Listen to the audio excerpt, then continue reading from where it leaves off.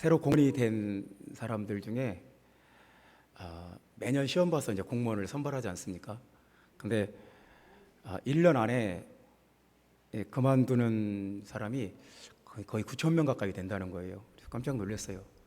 여러분, 공무원 되기가 얼마나 어렵습니까? 얼마나 그 경쟁이 치열하고 공부하기가 얼마나 힘듭니까? 몇 년 동안 공부해서 그 치열한 경쟁률을 뚫고 합격을 하는데 막상 막 되고 나서 그만두는 인원이 그렇게 많다는 거예요. 한 9천 명 가까이 매년 그렇게 그만둔다는 거예요. 깜짝 놀랍지 않습니까? 그러니까 공무원이 딱 됐을 때 주변 사람들이 얼마나 좋아했겠어요. 근데 막상 가서 적응을 못하고 그만뒀을 때 또 주변 사람들이, 본인은 물론이고 주변 사람들은 또 얼마나 힘들겠어요. 그러니까 참 혼자 열심히 공부하는 것은 어떻게 할 수 있는데 어떤 거친 조직 사회에 적응하기가 쉽지 않았던 거죠. 그러니까 그런 것 같아요. 거기에 적응할 수 있는, 또 거기에 가서 충분히 이겨낼 수 있는 어떤 단단한 마음의 갑옷 같은 것을 딱 입지 않으면 세상 뭐든지 쉽지 않은 것 같아요. 어디 가서든지. 그래서 중요한 것은 참 이 공부를 잘하고 잘 외우고 시험을 잘 보고 이런 것보다 더 중요한 게 참 이 사람의 마음가짐, 어떤 마음의 태도, 이런 것이 아니겠는가, 그렇지 않을까요? 그러니까 사람이 어떤 마음가짐을 가지고 사는가가 참 중요해요. 이제 회사에 새로운 직원이 들어오면은 그 회사의 관리자분들은 이렇게 스캔을 하는 거예요. 그래서 얘가 앞으로 이 회사에 꾸준히 다닐지, 아니면 몇 주 하다가 며칠 하다가 아니면 몇 달 하다가 그만둘 애일지 보인다는 거예요.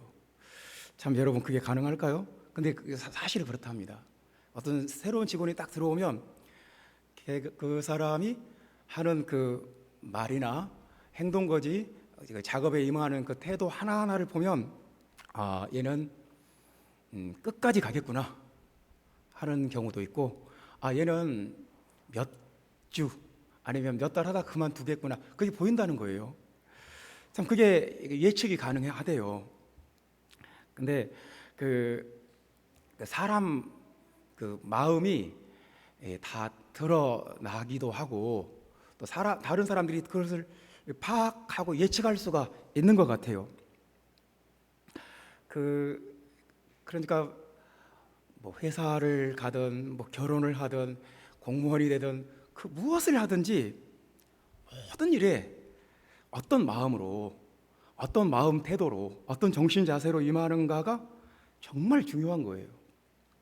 남자들이 군대를 가더라도 거기 가서 내가 어떤 마음으로 임하느냐가 굉장히 중요하지 않겠습니까? 마음이, 내가 어떤 마음을 가지고 있느냐가 하나님 앞에서도 중요하고 사람들 앞에서도 중요하고 세상 모든 상황에서 내가 어떤 마음을 갖고 있느냐가 중요합니다. 그러니까 우리가 마음을, 아주 진실한 마음을 갖고 살고 정직하고 책임감 있는 마음을 갖고 살면 어디서나 인정받습니다. 어디서나 환영받고 어디서나 존경받습니다. 그러니까 사람의 마음이 눈에 보이진 않지만 결국은 다 드러나거든요. 그 사람이 어떤 마음을 가지고 있는지가 다른 사람들에게, 서로에게 다 이렇게 나타나게 돼 있어요. 뭐 하루 이틀 몇 번은 그냥 아닌 척 할 수 있어도 시간이 지나면 내가 어떤 마음을 가지고, 하나님 앞에 내가 어떤 마음을 가졌는지, 그리고 사람들에게 앞에서 내가 어떤 마음을 가졌는지, 이 교회 앞에서 내가 어떤 마음을 가지고 있는지가 다 드러나게 돼 있어요. 그래서 이 마음이 참 중요해요. 내가 마음이 가볍고 아주 진실하지 않고 아주 그냥 간사하고 아주 좀 삐뚤어진 마음을 가지고 있으면 절대로 하나님께뿐만 아니라 사람들에게도 인정을 못 받아요. 존경을 못 받아요. 사랑을 못 받아요.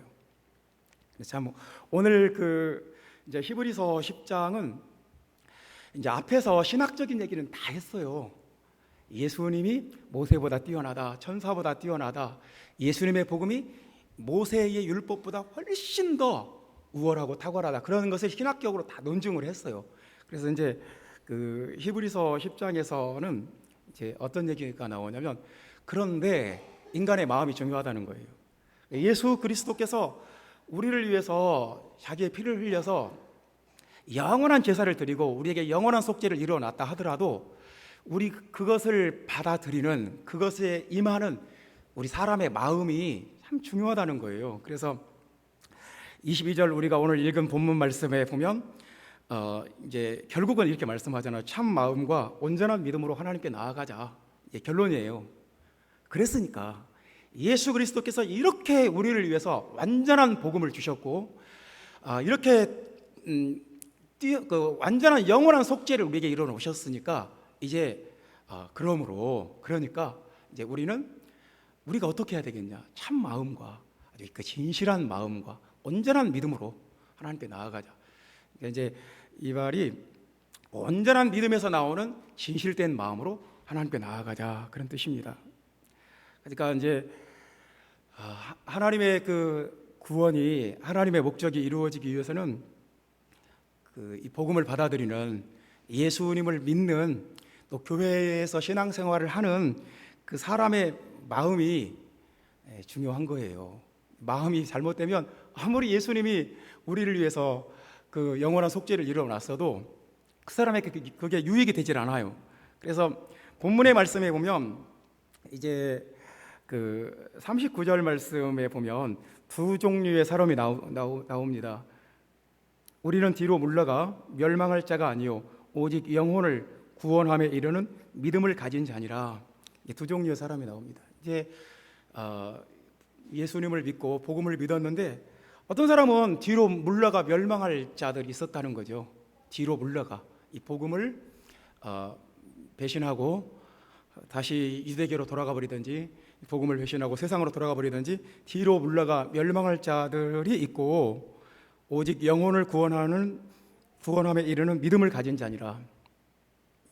믿음을 가진 자, 영혼을 구원하는 믿음을 가진 자, 이 두 종류로 나뉜다는 거예요. 근데 이 두 종류의 사람이 어디서 나뉘냐면 그 마음이라는 거예요. 참 마음, 믿음에서 나오는 진실한 마음이 있느냐 없느냐.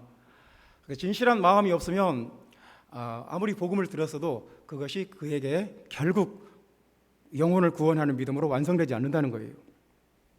그래서 이제 우리가 어떤 마음으로 살 것인지, 하나님 앞에서, 사람들 앞에서, 또 내 자신에게 내가 어떤 마음으로 살 것인지가 굉장히 중요한 문제가 되는 거예요. 여러분 그렇지 않겠습니까? 이제 우리는 항상 이래요. 내가 예수님을 진실하게 믿고 계속 한 걸음씩 하나님께 더 나아가든지, 아니면 그냥 자꾸 뒤로 뒷걸음질 치든지, 둘 중에 한 가지예요. 교회도 마찬가지예요. 온 교회가 합심으로 기도하면서 참 마음과 온전한 믿음으로 하나님께 나아가는 교회가 되든지, 아니면 그냥 자꾸 인간적인 생각으로 세상적인 어떤 흐름으로 뒤로 뒷걸음질을 치든지, 둘 중에 한 가지인 거예요. 내가 어떤 사람이 되어야 할까? 우리 교회가 어떤 교회가 되어야 할까? 이 말씀 앞에서 우리는 이제 결단을 내려야 돼요.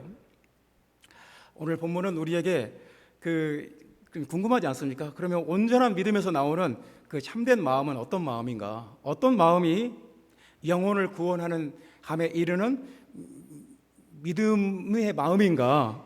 궁금하지 않습니까? 본문은 그런 얘기를 해요. 우리가 어떤 마음이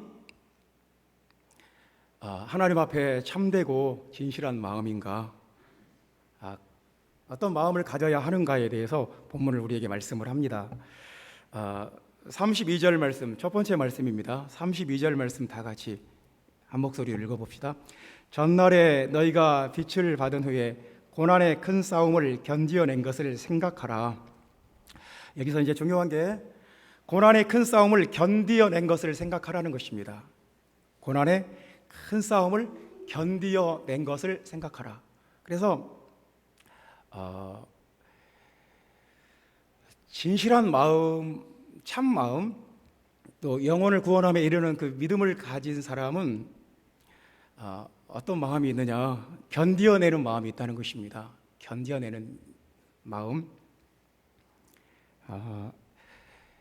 이제 무슨 새로운 제품을 개발한다고 합시다. 우리나라가 이제 KF-21이라는 전투기를 개발을 했어요. 그래서 지금 만들었어요. 시제기가 지금 2호까지 지금 만들어졌습니다. 자, 그러면 전투기를 만들어 놨는데 바로 완성을 했어요. 바로 하늘로 날려 올려 보내지 않습니다. 앞으로도 한 1년 넘게 계속 테스트를 해요. 아주 가혹한 조건에 놓고 하늘로 절대 날려버리지 않아요. 땅에서 여러 가지 시험을 해요. 그래서 얘가 전쟁할 때 어떤 임무를 수행할 수 있고 조종사의 안전을 보장할 수 있고 이 모든 것에 대해서 아주 극한의 상황까지 막 시험을 해요. 그리고 그 모든 시험에 합격을 하면 그때서 이제 시험 비행 하늘로 날아 올라가는 거예요. 뭐든지 그래요. 자동차도 그래요. 자동차도 새로 만들었다. 새로운 어떤 모델의 자동차를 만들었다. 그러면 그냥 팔지 않습니다. 이 자동차를 사막으로도 끌고 가서 막 가혹하게 주행을 해보고 어디 막 영하 50도 되는 막 그 극한의 막 극지역에 가서도 굉장히 추운 데 가서도 얘가 여기서 시동이 꺼지지 않고 가동이 운행이 되나 또 테스트를 합니다. 뭐든지 그래요. 어떤 제품을 새로 개발하면 계속 그 극한의 상황까지 얘를 테스트를 해서 그 테스트를 통과해야 이제 양산을 하고 제품으로 나가는 거예요. 어떤 그 혹독한 상황을 얘가 견뎌내는지 아닌지를 확인을 해요. 그래서 견디지 못하면 그 원인을 찾아서 반드시 해결을 해야 돼요. 그래야 상품으로 생산을 할 수 있고 판매를 할 수가 있어요. 우리도 그래요. 사람이 어떤 고난의 큰 싸움, 어떤 어려운 상황에 봉착을 하면 내 마음이 드러나요. 내가 어떤 마음을 가졌는지가 그때 드러나요. 그러니까 평상시에는 다 은혜스럽고 다 좋고 다 잘하는 것 같은데 내가 어떤 극한 상황에 닥치면 내가 어떤 사람인지가 그때 드러나요. 내가 어떤 마음을 가지고 살고 있는지, 내가 하나님 앞에서 사람들 앞에서 내 마음이 어떤지가 그때 드러나요. 그래서 우리에게 신앙생활에 어떤 어려움이 왔다, 어떤 고난이 왔다, 그러면 그것을 잘 견뎌내야 돼요. 그걸 못 견디면 그 사람은 거기까지인 거예요. 그 이상으로 못 가요. 그러니까 여러분 신앙생활에 힘든 일이 있다, 어려운 일이 있다, 그러면 내가 이것을 극복해야 되는구나, 이것을 견뎌내야 되는구나.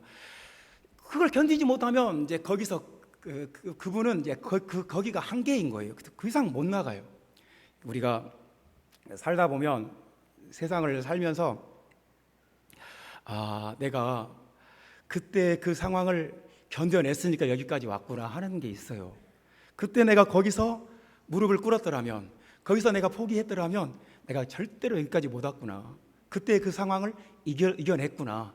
하나님의 은혜로 내가 그 혹독한 상황을 극복하고 이겨냈기 때문에 지금 여기에 있구나. 그런 게 있어요. 형제자매 여러분, 여러분 어떤 고난의 큰 싸움, 신앙의 위기와 어려움, 힘든 시간들이 있어요. 반드시 있어요. 그럴 때 잘 견디는 마음이 우리에게 있어야 됩니다. 그 성경은 어떤 사람이 구원받는 사람이냐에 대해서 마태복음 10장 22절에는 끝까지 견디는 자가 구원받는다. 견디는 자가 구원받아요. 성경은 그렇게 말해요. 끝까지 견디는 자. 아무리 이 신앙으로 인해서 내게 힘들고 어려운 일이 찾아와도 끝까지 견디는 자가 결국은 구원받는 사람이다. 누가 왕노릇, 하나님 나라에서 왕노릇 하는 사람이냐? 참는 자. 똑같은 말입니다. 견디는 자예요. 끝까지 참는 자가 하나님 나라에서 왕노릇을 한다. 야고보서 1장 12절에는 생명의 면류관을 받는 자가 누구냐? 어떤 사람이 생명의 면류관을 받느냐? 시련을 견뎌낸 자. 시련을 끝까지 견뎌낸 자. 야고보서 5장 11절에는 복된 자가 나와요. 어떤 사람이 복된 자냐? 복 있는 사람이냐? 인내하는 자. 결국은 인내하는 자예요. 그러니까 우리 신앙생활에 여러 가지 덕목들이 필요해요. 겸손하기도 해야 되고, 감사할 줄도 알아야 되고, 기도할 줄도 알아야 되고, 헌신도 해야 되고, 여러 가지 신앙인에 필요한 덕을 세울 줄도 알아야 되고, 성경의 지식도 필요하고, 모든 것이 우리 신앙인에게 필요한데, 그 마지막으로 필요한 결정적으로 중요한 것은 견디는 거예요. 잘 견뎌내셔야 돼요. 세상을 잘 살아오신 분들은 비결이 없어요. 잘 견뎌낸 거예요. 신앙생활을 잘 하신 분들은 다른 비결이 없어요. 그냥 잘 견딘 거예요.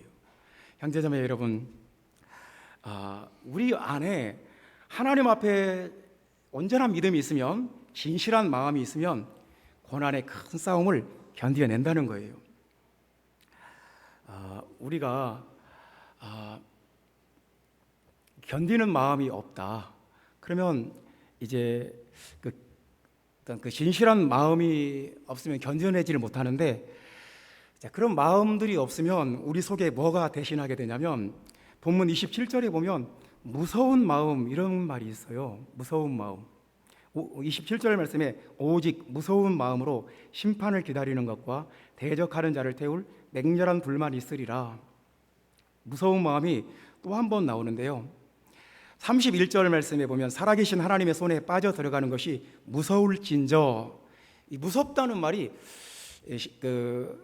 그러니까 신약 성경 전체에서 본문에 2번 나오고 히브리서 다른 데서 또 한 번 나오고 딱 3번 나와요. 딱 3번 나오는 단어가 10장에서 2번 나온 거예요. 특별한 거죠.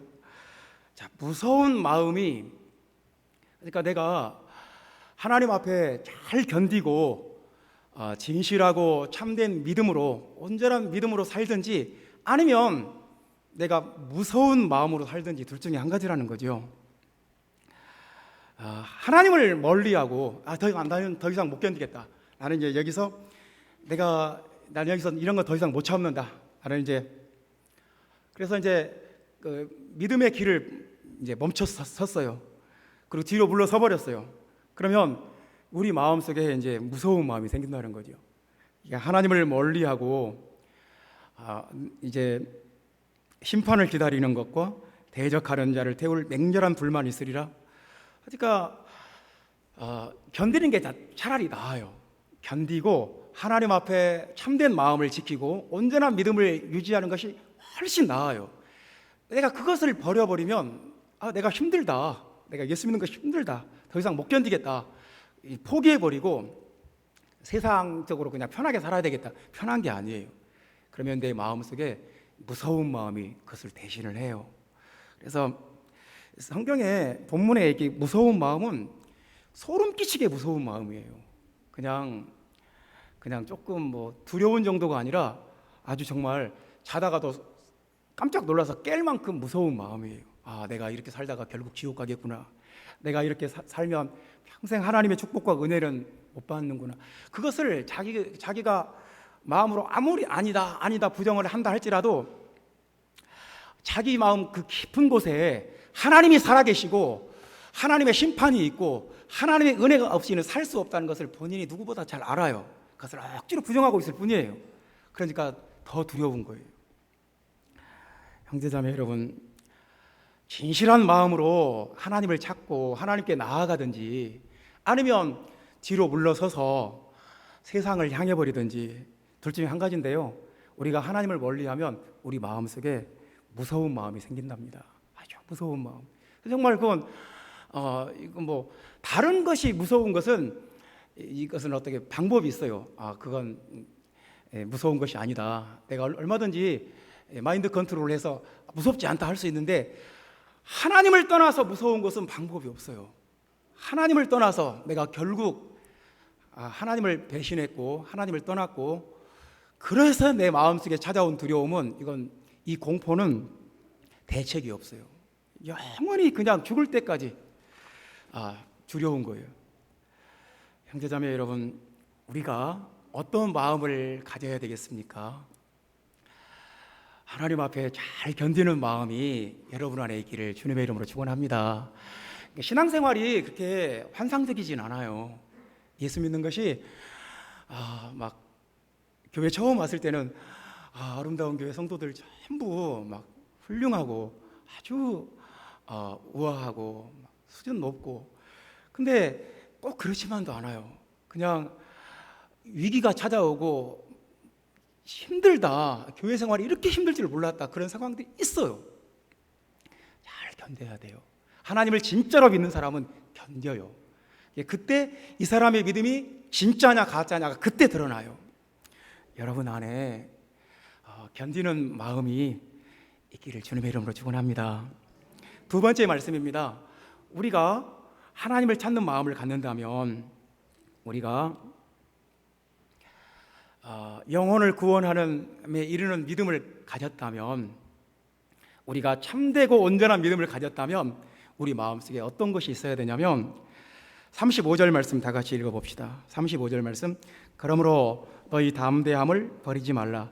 이것이 큰 상을 얻게 하느니라. 담대함을 버리지 말라 그랬습니다. 자, 이 담대함은, 그러니까 우리가 좀 이해를 해야 돼요. 대담함, 용감, 무쌍함, 그런 뜻이 아니에요. 이제 조금 달라요. 그러니까 이제 어감이 다른데요. 여기서 말하는 담대함은 팔흐레시아, 이것은 확신이에요. 확신.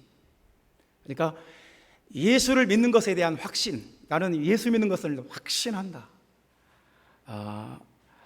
사도들이 전해준 복음에 대한, 진리에 대한 어떤 확신하는 마음, 의심하지 않고 흔들리지 않는 마음, 이 담대함을 버리지 말라 그랬습니다. 그러니까 담대함을, 이 확신을 버릴 수도 있는 거죠. 저랑 같이 신학교에서 공부했던 목회자들, 우리 신학교에서 그때 같이 공부했던 사람들 중에서도 반절이 넘어요. 이 확신을 버렸어요.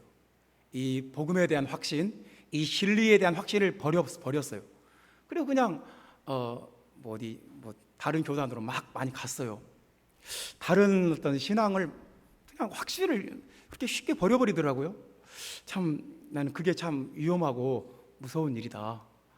아주 확신이 없다는 것은 정말 이건 뒤로 물러간 거예요. 이것은 어떤 복음에 대한, 이 진리에 대한 확신이 없이 이 확신을 버려버렸다. 그리고 그냥 예수 잘 믿자, 그냥 예배 열심히 참석하고 잘 믿고 교회 부흥시키고, 자, 이렇게 가버리면 참 이게 뿌리 없는 나무와 같아요. 저는 이런 신앙이 참 위험하고, 저는 절대로 그렇지 않게, 그렇게 안 되기를 하나님께 기도합니다. 하나님, 내가 확신을 버리지 않겠습니다. 어떤 경우에도 이 진리에 대한, 이 복음에 대한 확신을 놓치지 않겠습니다. 참 기독교 신앙에 수많은 스펙트럼들이 있어요. 지난주에도 제가 어떤 목사님의 강의를, 40분짜리 강의인데 20개짜리 강의예요. 지난주부터 계속 들었어요. 아주 강의가 좋았어요. 좋은데 이제 그분의 이제 내용은 뭐냐면, 기독교 신앙의 가장 중요한 것은 사회 속에서 빛과 소금이 되는 것이고, 어떤 의와 공의를 행하는 것이다. 맞아요. 우리가 그게 맞아요. 맞기는 맞는데 그게 전부는 아닌 거예요. 그러니까 내가 그 강의를 들으면서 곰곰이 생각을 했어요. 이 사람 말이 틀림없이 맞아요. 이 목사님 말이 성경적이고 맞더라고요. 맞는데, 그래, 우리가 이웃을 돌보고 긍휼을 베풀고 사회에 어떤 도움이 되고 빛과 소금이 되는 것 성경적이고 맞아요. 공적인 삶을 사는 거 맞아요. 이기적이고 자기중심적으로 다른 사람에게 피해 주면서 사는 것은 아니에요. 그런데 그보다 더 근본적인 것이 있지 않나. 만약에 우리가 그냥 그게 전부라면 공의를 행하고 사회의 빛과 소금이 되고 선한 일을 하고 남에게 많이 베풀고 착한 일하고 살고 이웃을 돌보고 이게 전부라면 이게 뭐 어떤 사회에도 막 그런 단체들이 많잖아요. 이웃을 돌보고 막 뭐 베풀고 나눠주고 이런 안 믿는 데에도 이런 단체들이 많잖아요. 그런 거하고 우리 신앙이 뭐가 다를까? 그러니까 이런 스펙트럼이 있어요. 기독교 신앙에서 가장 중요한 것은 이런 거다. 또 이제 어떤 게 있냐면, 뭐 이렇게 성경의 교리가 뭐가 중요하냐? 영성이 중요하다. 하나님의 임재가 중요하고, 하나님의 깊은 임재 속에 들어가는 거 참 중요하고, 하나님을 만나야 되고, 하나님의 깊은 음성을 듣고, 하나님과 깊은 교제 속에 들어가고, 이게 중요하지. 뭐 성경의 교리를 뭐 많이 알아서 뭐 하고, 뭐 알면 뭐 하고, 또 이런 흐름이 있어요. 그래서 제가 만나서 이렇게 같이 교제하고 대화해본 목사님들 중에 또 이렇게 되신 분들이 있어요. 그냥 뭐 교리가 그렇게 뭐 중요하냐? 진짜 중요한 것은 하나님을 체험하는 것이고 하나님 맞아요. 하나님 만나는 거 중요해요. 하나님의 임재 속에 들어가는 거 정말 중요해요. 나도 동감해요. 근데 그게 전부가 아니에요. 그 밑바닥에 그 근본에 이 모든 것들을 지지해주고 세워주는 뿌리가 있어야 되는데 그것이 예수님의 복음에 대한 확신이에요. 확신이 있어야 그 나머지 것들이 가능해요. 확신이 있어야 돼요. 복음이 흔들리고 그냥 다 좋다 이래도 되고 저래도 되고 그러면서 나는 하나님의 임재, 하나님의 기름 부음, 하나님의 음성 듣고 여기에만 매달려 있다. 그러면 과연 그 신앙이 저는 그런 신앙이 참 위험할 수 있다 생각을 합니다. 오늘 본문이 그런 얘기를 하는 거예요. 뒤로 물러가지 않으려면 참마음과 온전한 믿음으로 하나님께 나아가는 사람은, 영혼을 구원함에 이르는 믿음을 가진 사람은 확신을 버리지 않는다는 거예요. 확신을 버리지 않는다. 그러니까 형제자매 여러분 안에 이 복음에 대한, 이 진리에 대한 확신이 있어야 돼요. 그것을 버리지 않기를 주님의 이름으로 축원합니다. 초대교회는 사도행전 4장에 보면 굉장히 무서운 핍박이 일어났어요. 막 채찍으로 때리고, 막 예수의 이름으로 침례를 못 주게 하고, 예수의 이름을 가르치지도 못하게 하고, 막 감옥에 가둬버리고, 이렇게 핍박이 왔을 때 초대교회 전체가 모여서 하나님께 기도해요. 근데 하나님, 우리가 더 주님의 깊은 임재 속에 들어가게 해주세요. 그렇게 기도했을까요? 물론 그런 기도도 필요해요. 하나님, 우리가 공의와 의를 행하고 우리 주변 사람들에게 빛과 소금이 되게 해주세요. 그렇게 기도했을까요? 물론 그런 기도도 필요해요. 그게 나쁘다는 게 아니에요.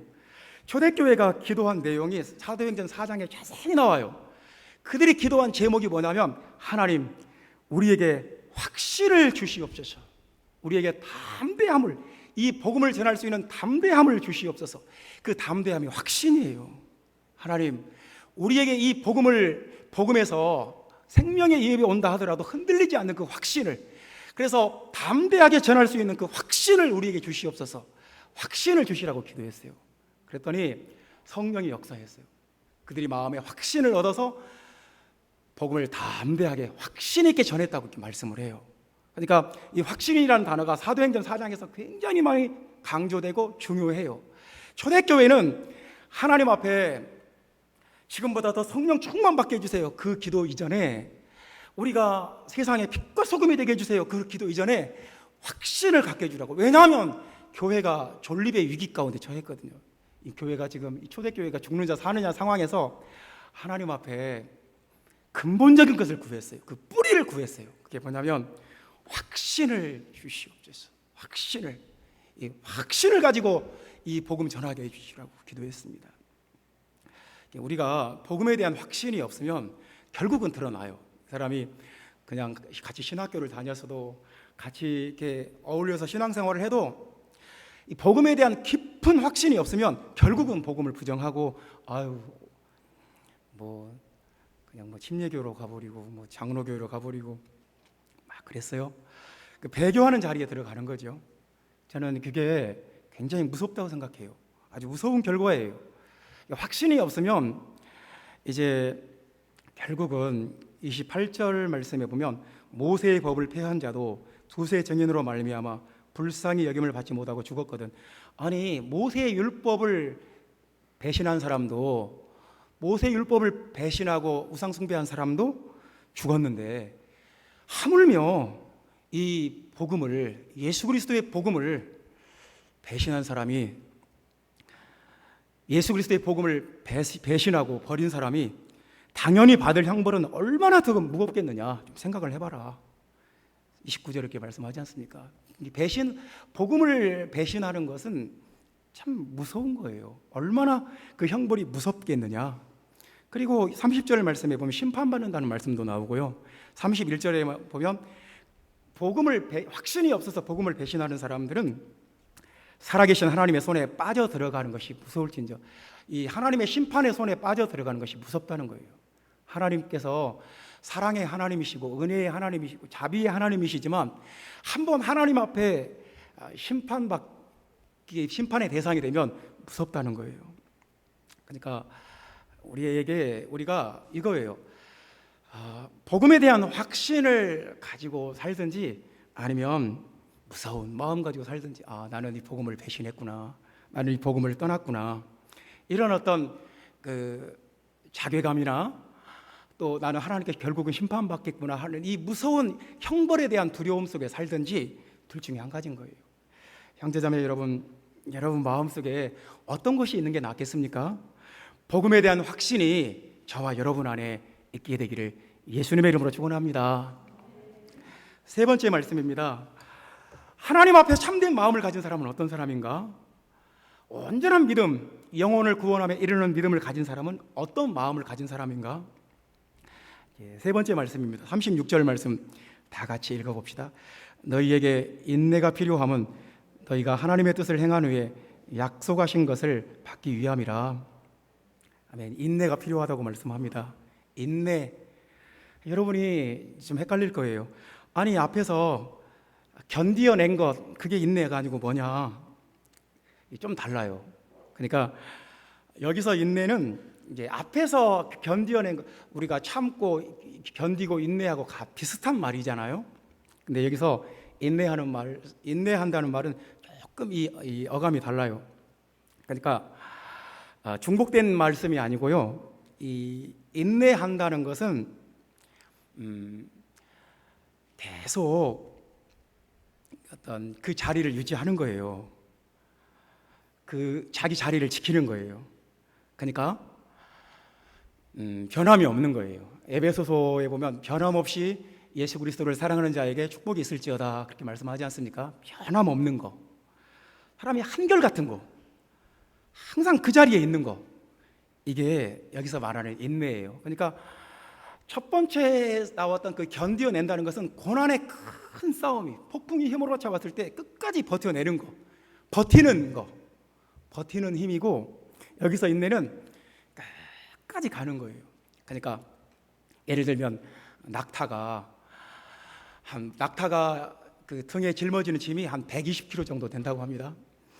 120kg쯤 되는 짐을 자기 등에 딱 지고 뜨거운 사막을 걸어가는 거예요. 목이 말라도 가고 힘들어도 가고 오르막길이 나와도 가고 내리막길이 나와도 가고 그냥 가는 거예요. 그냥 주인이 가다 보면 이틀 3일이든지 그냥 계속 3일을 가는. 낙타는 한 일주일 동안 물을 안 마셔도 끄떡이 없대요. 이 등에 있는 혹에 그 어떤 수분을 많이 저장하고 있어서 꾸준히 가는 거예요. 이게 인내예요. 여기서 말하는 인내. 그러니까 이런 인내하는 마음이 있느냐 없느냐, 이게 하나님 앞에서는 참 중요한 거예요. 꾸준한 거, 한결같은 거, 변함없는 거, 언제나 자기 자리를 지키고 있는 거, 일정한 거, 일관성 있는 거, 이것이 여기서 말하는 인내예요. 일정하지 않은 사람은, 인내가 없는 사람은 자꾸 변해요. 이랬다 저랬다 하고, 한다고 했다가 안 한다고 했다가 그냥 했다가 말았다가, 그러면 이제 결국은 신뢰를 얻지 못해요. 참 우리가 하나님 앞에서 인내한다는 것은, 이 꾸준하다는 것은, 변함이 없다는 것은 굉장히 중요해요. 왜냐하면 누가복음 8장 15절의 말씀 보면 인내가 없으면 결실하지 못해요. 그러니까 결실할 때까지, 내가 천국 갈 때까지 계속 인내해야 돼요. 계속 참아야 돼요. 참고 그냥 자기 할 것 계속 하는 거예요. 힘들어도 하고 힘들지 않아도 하고, 기분이 좋아도 하고 기분이 나빠도 하는 거예요. 기뻐도 하고 슬퍼도 하는 거예요. 그냥 하는 거예요. 그게 인내예요. 내가 기분 좋으면 하고, 기분 나쁘면 안 해버리고. 이건 인내가 아니에요.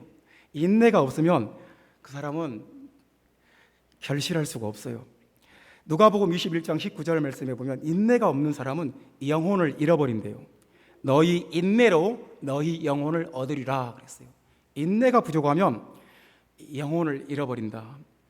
로마서 2장 7절 말씀에는 참고 선을 행하는 사람에게 영생으로 보답하신다고 그랬어요. 그러니까 인내가 부족한 사람은, 끝까지 못 가는 사람은 영생을 얻지 못해요. 이 낙타가 사막을 걸어가는데 끝까지 가야죠. 그 다음 오아시스까지, 그 다음 동네까지 가야지. 중간에 나 못 가게 주저앉아버렸어요. 거기서 말라 죽는 거죠. 가야 돼요. 목이 말라도 가고, 땀이 나도 가고, 힘들어도 가고, 힘들지 않아도 가야 돼요. 그래서 마라톤 히브리서 12장 1절 말씀 보면 인내로서 우리 앞에 당한 경주를 경주하며, 마라톤 경주자가 42km를 달려가는데 끝까지 가잖아요. 끝까지. 그게 인내예요. 끝까지 가는 거. 숨이 차도 가고 힘이 들어도 가고 안 들어도 가는 거예요. 끝까지 가는 거. 중도에 포기하지 않는 거. 이것이 인내예요. 우리가 이 예수 그리스도를 믿는 이 귀한 믿음을, 이 귀한 신앙을 우리가 가졌어요. 그렇다면 우리에게 뭐가 필요하냐면 인내가 필요해요. 인내하는 마음. 인내하는 마음이 없다면 그 사람은 헛것이에요. 끝까지 못 간다. 한번 하기로 해놓고 끝까지 못 한다. 그러면 그 사람은 뭘 해도 한심한 거예요. 끝까지 못 가요. 여러분, 이 신앙의 인내가, 인내한다는 것은 우리가 도달해야 될 어떤 높은 신앙의 경지예요. 그래서 데살로니가 후서 3장 5절에 이런 말씀이 있습니다. 주께서 너희 마음을 인도하여 하나님의 사랑과 그리스도의 인내에 들어가기를 원하노라. 사도 바울이 기도하는 것입니다. 데살로니가 교회 교인들이 그들의 마음을 주님이 성령이 이끌어 주셔서 하나님의 사랑에 들어가게 하시고 그리스도의 인내에 들어가게 해주시고, 그러니까 우리 마음이 들어가야 될 어떤 높은 경지예요. 높은 경지. 그러니까 그 단계에 들어서면 인내할 수 있어요. 그냥 그렇게 부침이 없어요. 뭐가 좀 어려워도 푹 꺼지지 않고, 뭐가 좀 잘 돼도 붕 올라가질 않아요. 그냥 일정하게 자기 길을 가는 거예요. 그러니까 인내의 단계에 들어섰다는 것은 그 사람의 신앙이 굉장히 높은 수준에 올라갔다는 거예요. 꾸준히 가는 거예요. 그냥 누가 뭐래도 하나님 앞에 자기 소명을 감당하고 자기 갈 길을 계속 가는 거, 이게 인내하는 거예요. 골로새서 1장 11절에는 이렇게 말씀합니다. 기쁨으로 모든 견딤과 오래 참음에 이르게 하시고. 그러니까 이제 신앙이 높은 경지에 이르서면 웬만한 일 그냥 기쁨으로 견뎌내요. 기쁨으로 인내를 해요. 그냥 어떤 인내하는 상황이 왔을 때 막 불평불만이나 막 괴로운 게 없어요. 또 기쁨으로 견뎌낼 수 있어요. 기쁨으로 인내하고 기쁨으로 오래 참고 기쁨으로 견뎌내요. 그런 어떤 그 상태에 이르게 해주시기를 기도하지 않습니까? 그 상태에 이르게 해주시라고. 우리가 도달해야 될 어떤 수준이 그런 수준이에요. 인내의 달인이 되어야 하는 거죠. 요한계시록 4장 12절 말씀에 보면 성도의 인내가 여기 있나니 그들은 하나님의 계명과 예수에 대한 믿음을 지키는 자니라. 그러니까 성도는 기본적으로 인내하는 사람이에요. 인내해야 성도예요. 그러니까 이렇게 생각해 봅시다. 이제 해병대나 어떤 특전사 같은 부대는 커다란 고무보트를 타고 그 고무보트 타는 훈련을 해요. 그래서 이제 그걸 타고 적지를 침투해야 되니까, 그래서 그것을 그 무거운 배를, 이 보트를 노를 저어요. 왜냐하면 엔진을 키면 발각되니까 노를 저어서 소리 없이 들어가야 돼요. 모두가 그 보트를 탄 사람들이 모두가 똑같이 배를 그 노를 저어가는 거예요. 근데 나 혼자 나는 힘들어서 못하겠다. 내가 노를 안 저어버렸어요. 그러면 다른 사람들이 그만큼 더 힘드는 거죠. 이제 그만큼 더 힘드는 거죠. 똑같이 견뎌내야 쉬워요. 근데 나는 힘들어서 못해. 그러면 그 나머지 부하가 다른 사람한테 이제 다 전가가 되는 거죠. 그러니까 그 하나님 나라의 백성, 이게 교회가 모두가 똑같이 해야 될 일이 있어요. 같이 힘을 합쳐야 돼요. 나는 더 이상 못 참겠다, 나는 인내 안 하겠다 해버리면 다른 사람들이 그만큼 힘들어져 버려요. 이제 의리가 없는 거죠.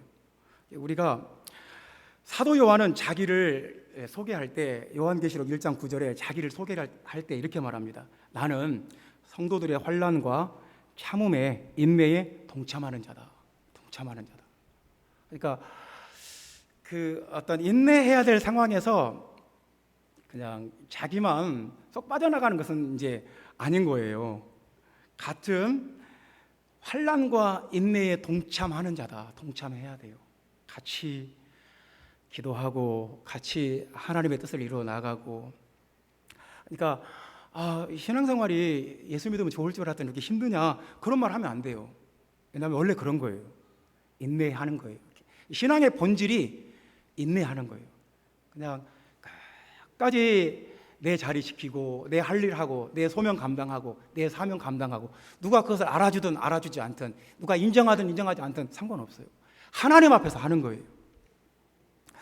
형제자매 여러분, 끝까지 인내하는, 또 인내로서 결실하는 형제자매 여러분 되시기를 주님의 이름으로 축원합니다. 참되고 온전한 믿음을 가진 사람은 어떤 사람인가?